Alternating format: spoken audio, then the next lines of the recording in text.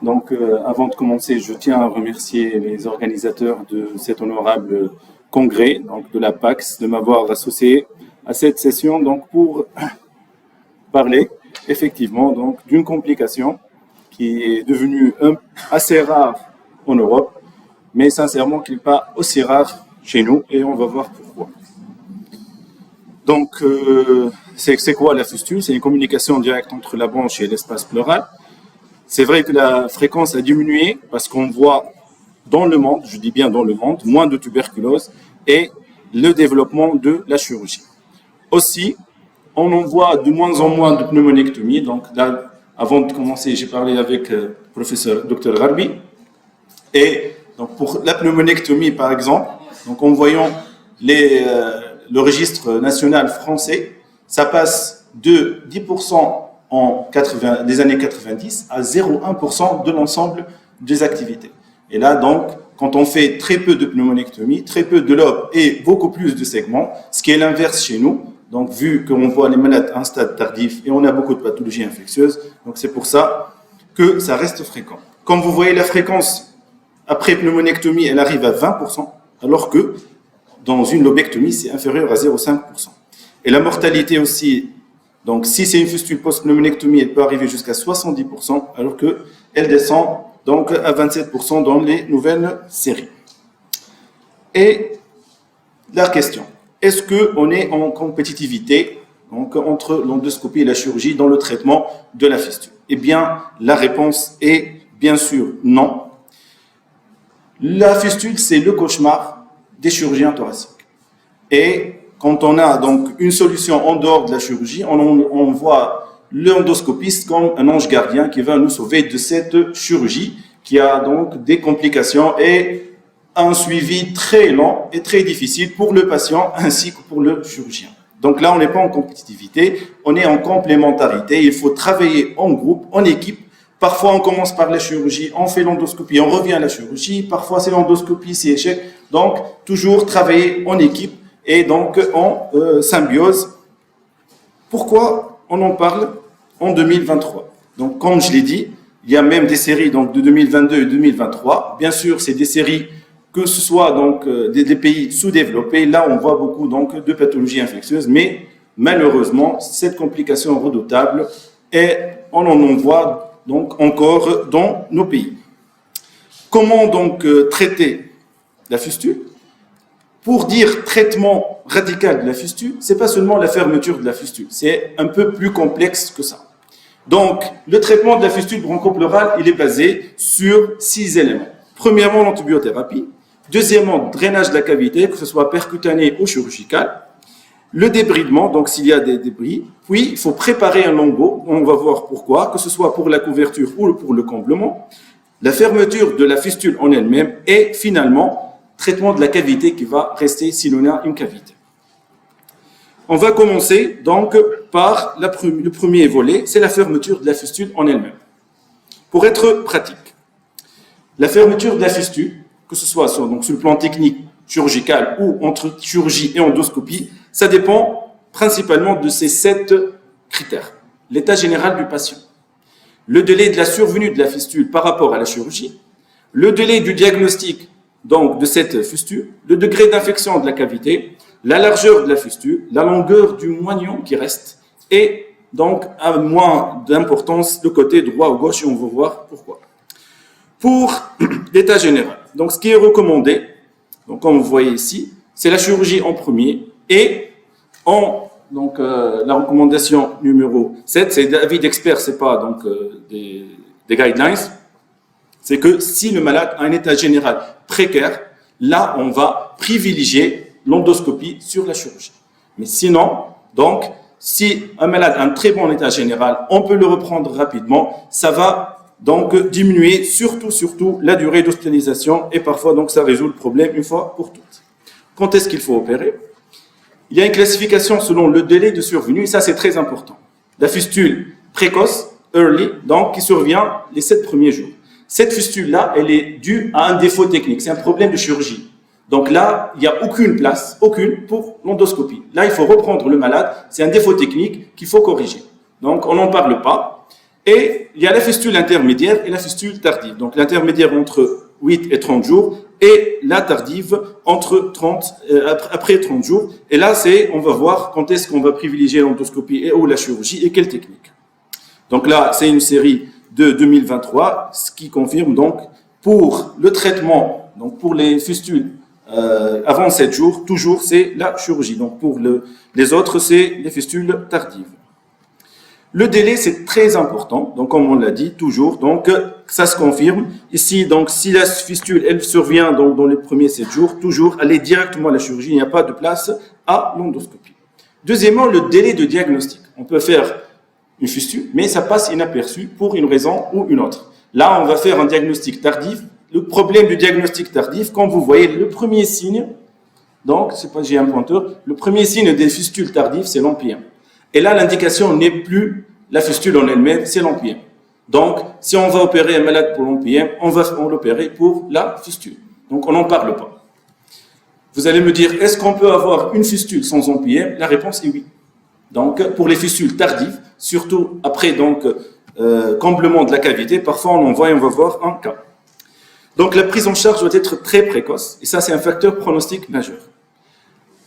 Il y a un indicateur très fidèle, très facile, ce qui est la CRP.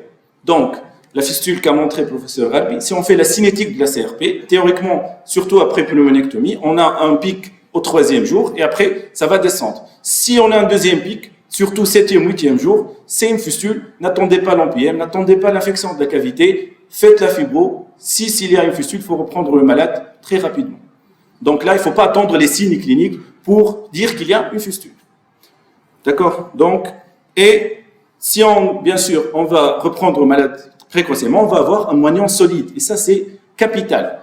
Plus, chaque jour, il y aura une fragilisation du moignon et ça devient comme du beurre. Donc, on ne peut pas suturer, on ne peut pas faire grand chose sur ces moignons. Puis, l'infection donc, de la cavité pleurale, c'est un tournement. Donc, quelque chose de très important pour décider. Donc, si on a une infection de la cavité pleurale, c'est la chirurgie. On ne va pas parler d'endoscopie. Deuxièmement, la largeur de la fistule. Ça, c'est une question donc de controverse. Mais donc, ce qu'on trouve dans la majorité des séries, on ne dépasse pas les 8 mm. Donc, les plus enthousiastes arrivent à 1 cm, c'est ce que j'ai vu. Mais, disons donc, une fistule inférieure à 8 mm, oui, l'endoscopie. Supérieure à 1 cm, c'est la chirurgie. Donc, entre les deux, donc c'est selon l'expérience des endoscopistes. Deuxièmement, c'est la longueur du moignon. Si on a un moignon long, et ça, c'est pour ça que j'ai dit droite et gauche.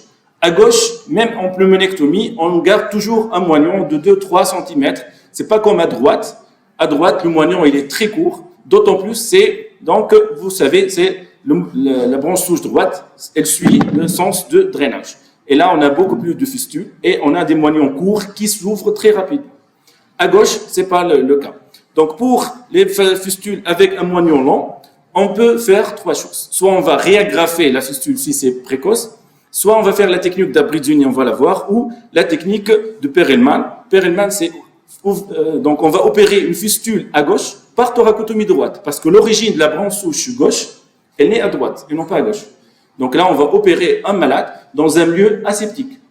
Donc on va épargner d'opérer et de suturer à gauche là où il y a l'empyème. Donc ça, c'est la technique de Perelman. Si le moignon n'est pas long, là, c'est le cas par cas. On peut procéder par la fermeture directe, plus ou moins une prothèse pour protéger parce que ça va être très fragile. On ajoute de la colle dans la majorité des cas, ou parfois on peut utiliser des patchs péricardiques, mais aussi si le moignon est très fragile, ça ne va pas tenir. Donc pour la technique d'Abruzini, donc c'est un cas qu'on a fait dans le service d'un patient qui a fait une fistule après 1 mois, et donc la cavité n'est pas infectée. Et pour cela, donc, on aborde par une autre voie que la thoracotomie. Donc là, on va l'aborder par sterno ou mini-sternotomie. On va écarter, ce que vous voyez à droite, c'est la veine cave et l'aorte de l'autre côté. Puis on va abaisser en bas le tronc de l'artère pulmonaire et on va tomber sur la bifurcation. Ça, c'est une image péropératoire. Et donc, on va tomber sur la branche souche gauche qu'on va agrafer tout simplement et tout rentre dans l'ordre. Donc, on a opéré quelque chose, même si c'est infecté donc, dans la cavité on va suturer dans un milieu aseptique et ça donne des résultats, de très bons résultats. Ça vous paraît agressif, mais ce qui est décrit dans la littérature, même, on a fait pour 2 cas, la mortalité est presque nulle. Donc là, c'est le résultat final, je ne sais pas si vous voyez. Donc là, la fistule, la branche souche qui est fermée. Bon, ça c'est le cas donc du patient. La radio, avant, on voit que la cavité, elle est vide. À un mois, théoriquement, on a une cavité comblée par du liquide. Et là, juste à 1 semaine après la chirurgie. Il y a des chirurgiens qui font ça par vidéomédiastinoscopie. Donc, ils entrent par une incision et on va faire ça par vidéomédiastinoscopie. Donc, sincèrement, on n'a pas l'expérience. Le deuxième volet, c'est on va préparer un embout. Et ça se prépare à l'ouverture dans la reprise. On ne va pas donc dire que je vais utiliser un lambeau grand dorsal après l'ouverture. C'est fini parce qu'on l'a coupé, ou un lambeau d'intercostal. D'accord? Donc là, ce qu'on peut utiliser comme patch de couverture du moignon, on a suturé les moignons quelle que soit donc, la technique.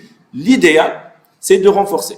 Bon, plusieurs disent que c'est une psychothérapie pour les chirurgiens, mais quelques études vraiment ont montré l'intérêt de couvrir le moignon quand on va opérer, donc réopérer ces malades-là. Les patchs qu'on peut utiliser, je ne vais pas donc entrer trop dans les détails. Le muscle intercostal, c'est très facile à prélever, mais il faut le prélever avant de mettre un écarteur pour ne pas écraser le pédicule. Un bout de diaphragme, donc un patch de diaphragme donc pédiculisé avec donc la vascularisation. La graisse pleuropéricardique, c'est le plus facile, donc ça couvre énormément et ça tient très très bon. Le muscle grand dorsal, c'est le plus délabrant et donc là, on l'utilise surtout donc, pour la couverture, mais surtout aussi pour combler la cavité, c'est 2 en 1. Passons au troisième volet donc, du traitement, comme on l'a dit, c'est le comblement de la cavité. Et ça, c'est le plus difficile. Ça y est, on a fermé la fistule, c'est bon, on a traité l'infection, mais si on garde une cavité résiduelle, tout va tomber dans l'eau. Il ne faut jamais laisser donc, une cavité résiduelle. Que ce soit après pneumonectomie, de toute façon, elle est là, la cavité, elle est vide, il faut la combler ou la fesser. Si c'est après lobectomie et une reprise très tardive, on va avoir un petit lobe qui ne va pas occuper toute la cavité. Et ça, c'est une source de réinfection et donc d'ouverture de la fistule. Comment on peut combler cette cavité? Il y a plusieurs techniques. Il y a la tente pleurale, on va les voir rapidement, le pneumopéritoine, le bloc phrénique, le Gladgett, la fenestration et donc le traitement donc innovant, c'est vague thérapie.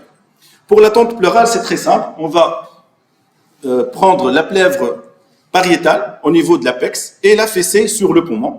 Donc comme ça, la cavité pleurale, elle sera réduite donc là où il y a la tente pleurale et ce qui est au-dessus, il va être comblé par du liquide. Mais ce qui nous intéresse, donc on va diminuer l'espace pleural. Donc là, c'est la tente pleurale. C'est une technique très ancienne, elle est décrite depuis 1956, je pense, c'est ça. Il y a aussi le pneumopéritoine. Il y a des gens qui font depuis 1924, donc ça a été décrit pour le traitement de l'emphysème pour les fluides prolongés, donc pour avoir une compression sur le parenchyme pulmonaire, c'est le fait donc d'injecter par voie percutanée de l'air dans le péritoine et donc ça prend du temps pour se résorber et ça permet donc de combler la cavité. Il y a aussi le fait de bloquer le nerf phrénique, mais ça, il ne faut jamais le faire si on a détresse respiratoire, parce que même si on bloque un nerf d'un côté, on risque d'avoir donc un problème de l'autre côté. Et c'est très peu utilisé, c'est très ancien. Donc c'est pour vous dire que ça existe. Le Gladgett procédure, donc là, on va faire au premier temps un débridement chirurgical, puis ils vont, donc ce qui est décrit par les auteurs, ils vont combler la cavité par une solution d'antibiotiques. Donc c'est ce qui disent que le taux de réussite est 88%. Donc sincèrement, on n'a jamais fait ça dans notre service et même donc là où j'ai travaillé. Et finalement, donc ce qu'on évite, on essaie d'éviter, c'est la fenestration.